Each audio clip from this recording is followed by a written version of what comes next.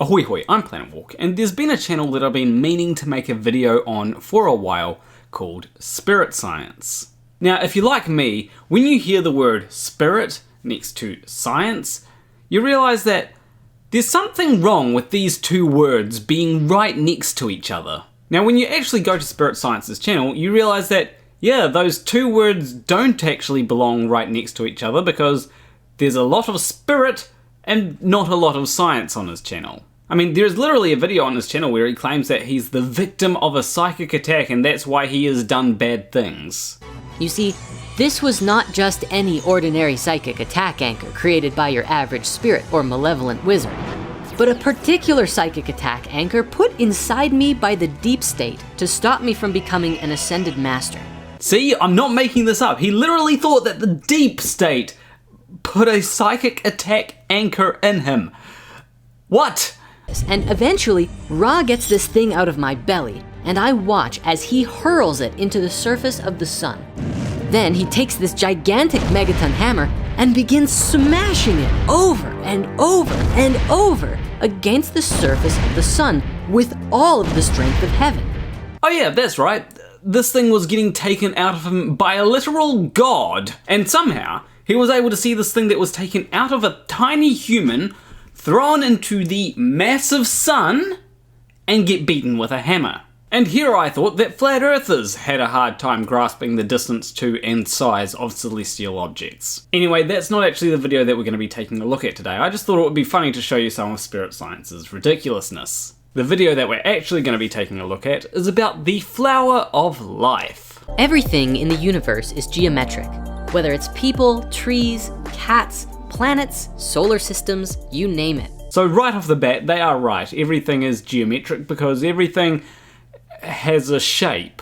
Saying that everything is geometric is like saying that everything has energy. Yeah, you're right, but you're saying something that's kind of obvious. But what it really sounds like he's trying to say though is that everything is made up of geometric patterns. And at that point you have to ask, well, what constitutes geometric patterns? Can we just make up anything, and if something fits into that, it will constitute a geometric pattern? Because in that case, you can make anything fit into a geometric pattern. Essentially, everything in reality is said to come out of this single pattern. I'm not making this up. This single image will change everything.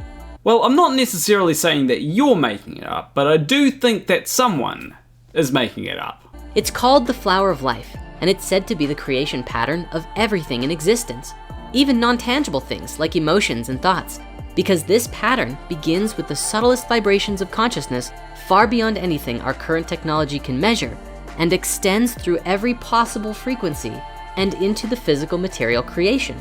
Alright, so there is a lot of woo there, like talking about things such as vibrations. Here's the thing when it comes to people like this talking about vibrations. It doesn't really mean anything. I mean, what does vibrations of consciousness even mean? How does consciousness even vibrate? Is it when your mind just goes brr or what? But to me, the biggest giveaway that it's BS is this line here. Far beyond anything our current technology can measure. Okay, so if it's far beyond anything our current technology can measure, then how do you know that it's real? Because if it's something that technology can't measure, then, well, anyone can just make up anything about it and it's equally as valid. There is a reason why measurements are a core part of science. If you're not doing any measurements, you're not doing science. It is said that there are 13 information systems that comes out of the flower of life, likely relative to the secret ancient Egyptian 13 chakra system, no doubt. You know, that ancient Egyptian 13 chakra system is so secret that I can't find anything reputable about it. I cannot find a single reliable source that actually suggests that it's a legitimate thing that ancient Egyptians used to believe. Funnily enough, I do know that this sort of thing is going to come up again. It's also important to note that at first, this might not make sense. I ask that you watch with an open mind and try and see if this resonates with you. Okay, I will try. What have you got for us? As always, have your own experience. Take what resonates and leave the rest behind. You know, it really does sound like you're saying something along the lines of, you know, agree with the things that you like and then just ignore the things that you don't like. Again, there's a lot of spirit here, but not a lot of science. The flower of life has been known around the world throughout history. It was found in Ireland, Turkey, Israel, Egypt, China, Greece, Germany, India, and Iceland. It's also been recorded to be found in England, Tibet, Japan, Sweden, Lapland, the Yucatan, and about 14 other places. This thing is everywhere. But here's the thing. None of them actually knew it as the flower of life. Calling it the flower of life is actually a rather new thing that has happened. Turns out that just because people have drawn a pattern doesn't mean that they think that it has some kind of higher meaning. Surely a pattern of such global significance must mean something, right? Well, actually, no. People just like making patterns. This pattern is called a flower, not just because it looks like a flower, but because it represents the cycle of a fruit tree. A fruit tree makes a little flower, which then goes through metamorphosis and becomes a fruit. Within that fruit contains a seed, which falls to the ground and grows into another tree. I do struggle to see how you get that from a shape. There is a lot of meaning that is being added here, with no real justification for why the meaning is getting added. It might as well just be a diagram for why I get hungry. The first part is I get hungry. The second part is I eat. The third part is, well, I get energy from that. The fourth part is the energy runs out, so I'm hungry again. The only justification that I'm going to give for why those things mean the things that I say that they mean is because I said so. We can relate this with many ancient wisdom teachings that already exist in more prominence on this planet. For example, we can see it in Christianity and the Hermetic teachings, which spoke on the Word of God.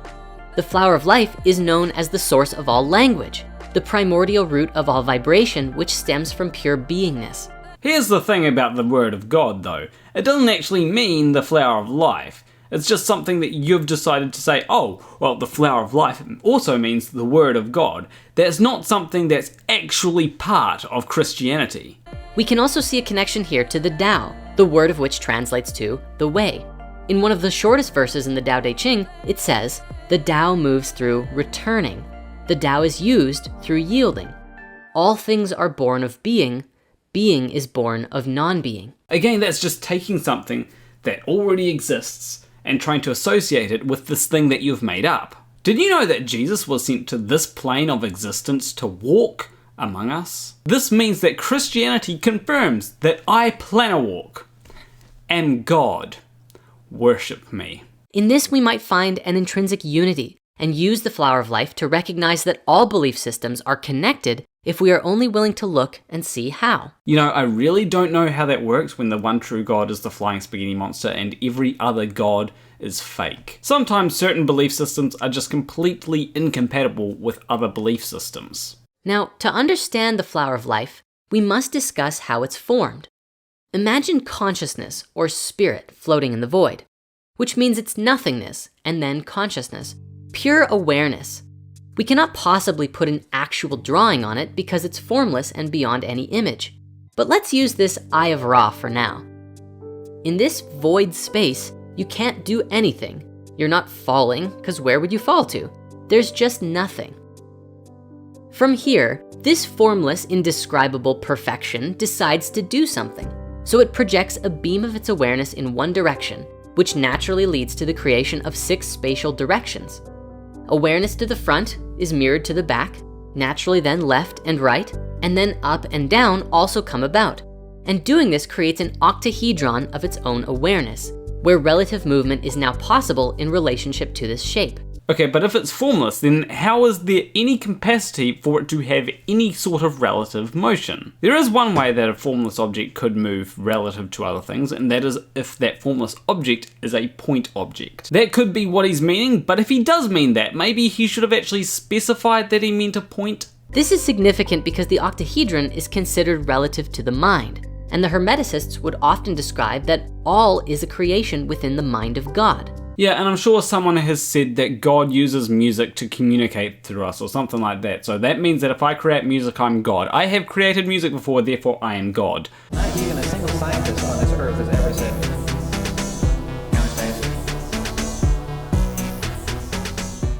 So it would make sense that this shape would be instrumental in forming even the first sphere. And that is actually the next step, to spin the octahedron with such intensity that it becomes a perfect sphere. Well, if that's the case, then there's not much point in the octahedron then, is there? Because you're just turning it into a sphere anyway. I personally would have started with creating a sphere rather than creating an octahedron, because it seems like it's more effort to spin an octahedron into a sphere than it is to just create a sphere. Remember, sacred geometry started when spirit made its first projection into the void. The void is nothingness, and these forms created are also nothing. They're just imaginary lines made out of consciousness. Okay, so does that mean that they're not actually real? Which gives you an indication of what reality might actually be. Nothing. Well, that means that it's a good thing that reality does not hinge on an imaginary thing creating a sphere. In Hinduism, one word for the reality field is called Maya, which means illusion. You know, that seems to be more relatable to some kind of brain in a vat situation rather than whatever is going on here. Now that the first sphere is created, spirit has an awareness of what's around itself in 360 degrees. It moves to the very edge of the sphere, anywhere, and repeats what it did the first time. It creates this image, which contains the Vesica Pisces. This is a particular geometry that is very well represented in the world as the image of the Jesus fish, reflecting the wisdom of the Word of God from the very geometries of creation. You know, I'm pretty sure that image was used because it kinda looks like a fish. If I need to use some kind of symbol that I want to represent a fish, I would have to go out on a limb and say that I'd use something that kind of looks like a fish in order to represent a fish. You'd have much more of an argument if it was known as something as the Jesus heart, you know, something that it doesn't really look anything like. Although I suppose it could be that Jesus' heart just looked like a fish, you never know. Mathematically speaking, within the Vesica Pisces is a vast amount of knowledge about width, proportion, and depth. Herein we also have the square roots of 2, 3, and 5, which are all infinite numbers. You know, I feel like there's a reason why you call them infinite numbers rather than irrational numbers. And we also have geometric information about light. I'd really like to know how you acquire geometric information about light from that. Like, does it somehow contain Snell's law or something? None of this would have existed with only one sphere. So now you can probably start to see the significance of this creation pattern. Oh, I forgot they were talking about spheres because I just thought they were talking about circles at this point. From here, spirit continues the creation process, moving flawlessly to create the next circle exactly 1 radius away from the other circle next to it. With every new sphere that comes into being, more and more mathematical knowledge emerges. You know, I'm pretty sure you don't actually need these circles, or spheres as he's calling them, to acquire this mathematical knowledge. Because although you may believe that maths was invented to sell more numbers, as long as you operate by the same rules within maths, you will always get the same results. Because even if you just completely change how the universe works, 1 plus 1 is still 2. The square root of 2 will still be an irrational number regardless of what the universe thinks. And yes, as humans, we get to make up the rules of maths. So I guess it does make more sense to say that, you know, mathematics was invented to sell more numbers. The first complete image to be formed is this, which has 2 names, the seed of life, or the Genesis pattern, and for good reason. Let's actually look at the book of Genesis for a moment. Oh dear, Genesis, the book that's famous for being able to determine stuff about reality, I say very sarcastically. With each creation of each sphere, it could be seen as a day. After the first movement, when the second sphere was created, we had information about light come into being. Okay, this is very much a reach. It's taking, oh, this is similar to this, so therefore this could mean this, and therefore this is significant. No, you're just finding patterns where there are none. It'd be very much like trying to say that I'm Willy Wonka because this looks like a Hershey's Kiss, and Hershey's Kiss is chocolate. I'm also a nerd, so that must mean that I'm Willy Wonka. You do see how much of a reach that is, right? Although I guess I may have inadvertently convinced Spirit Science's entire audience that I am indeed Willy Wonka. The opening of Genesis 1 says, "The earth was without form and void, and darkness was upon the face of the deep. And the Spirit of God moved upon the face of the waters. And God said, let there be light, and there was light." The key here is in the order. The movement happened first, then light happened immediately after, just as we saw with the formation of the seed of life. I'm confused. If the earth was without form, then how could the Spirit of God move upon the face of the waters? Because wouldn't they be without form? And we're not even done. Within this Genesis pattern, after the third sphere is created, you now have the pattern known around the world as the Holy Trinity, depicted in literally countless churches. But that is a very different thing. Just because two symbols look similar doesn't mean that they're the exact same thing. I hope I don't need to point out that this here is not actually a giant Hershey's Kiss. In fact, it's hollow, see? Like, as much as you may think that it's a giant Hershey's Kiss, it's not. Likewise, when I look at the three circles that you've made, I have to squint in order to see the Holy Trinity. They are vaguely similar, but they are not the same symbol. They are two different symbols. It's also written in the Bible that on the fourth day of Genesis, exactly 1/2 of creation was completed. Starting from the first motion, exactly 1/2 of the circles were formed on the fourth day. I don't know, I struggle to call that half. That looks like a little bit more than half if I'm being completely honest. Now when we get to the sixth day, a geometric miracle takes place. The last circle forms a complete 6-petaled flower. The Bible even says that creation was formed in 6 days, and this fits exactly. Well, that's if you define a day as a circle, and I'm not sure if you're aware of this, but days and circles are two very different things. Also, I thought they were meant to be spheres, but I guess we have discarded the third dimension now. Now, as we discussed briefly, the pattern of the flower of life is a living one, not static. And so as you continue to develop it, the seed of life develops a tree of life, which produces a flower of life, and the fruit of life emerges therein. I'm still not sure how you get the fruit and the tree of life from the flower of life. There is probably something that you can do to get those symbols from it, but I'm just not seeing it right off the bat. The tree of life is a very interesting concept known around the world by countless traditions.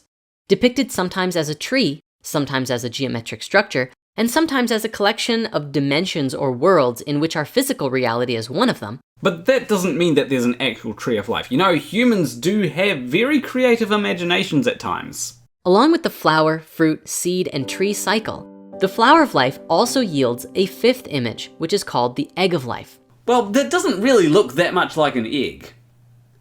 This is an egg. This is a very significant form that is relative to your physical body. We discuss it in our spirit science video called Power of the Heart, where you can see how your very existence began with the egg of life when you were just a clump of cells in the Anunnaki test tube. I mean, your mother's belly. Why is it these two things look similar, so therefore they are relevant? In fact, that's what this whole video has been. These two things are similar to one another, so therefore they must be relevant to one another. And I guess this speaks to the reason why I haven't made a video on spirit science, because he says a lot of nothing. There is no substance to what he's been saying. There's no application that this has. It's just, hey, what if we did this? Then it would be similar to this. Therefore, it's real or something? Sure, he makes reference to chakra and stuff like that, but he's not really saying anything tangible about reality. All I've gotten from this video is apparently the flower of life represents the way in which the world was created. That's it. I don't know if I'm going to make another video on spirit science. There is a lot of nothing here, so unless this video does well, I kind of doubt that I'll be returning. Well, in biology, we have this protective layer that surrounds most eggs called the zona pellucida, which is like a protective boundary layer that functions for a time. And these bigger circles around the flower of life are like the zona pellucida of the flower of life. If we remove these and add the final missing circles, you get this, the fruit of life. Okay, I suppose that did answer a question from earlier on in the video, and that is how you get the fruit of life from the flower of life. But it does leave more questions. For example, look at this. There are certainly more places that more circles can be put, so why don't we include the extra missing circles that are not in the fruit of life? It still says nothing about reality. He may have used something from reality, but that was to back up something that says nothing about reality. But hey, there is a good thing, and that is spirit science did say, take what resonates and leave the rest behind. So I'm going to leave the entire video behind because none of it resonated with me. But anyway, leave a like and subscribe if you like this video. I know I said that I should have done this instead of the Girl Defined video, but honestly, they both say nothing. Why is it that 2 videos in a row I'm responding to people that just say absolutely nothing in their videos? Does my next video have to be on Ken Wheeler or something? Well, that might be the next video that I record, but not the next video that I release. But anyway, a big shout out to my $20 or more patrons: Hugh Jarsz, MC.Nutkin, SHaKie, Jett Alone, Nathaniel Muller, Vermont1777, Wolfie, Morrie, Graymore Ghost, KidVicious, Sacha Campbell, Militant Agnostic, Kitten, McKitten from Kittentown, Craig D'Amelia, Nurthen Thurmpson, and Richard M Chapman. If you want to support me financially, you can do so on Patreon. There should be a link there. But anyway, I will see you in the next video. Between you and me, thank you for watching.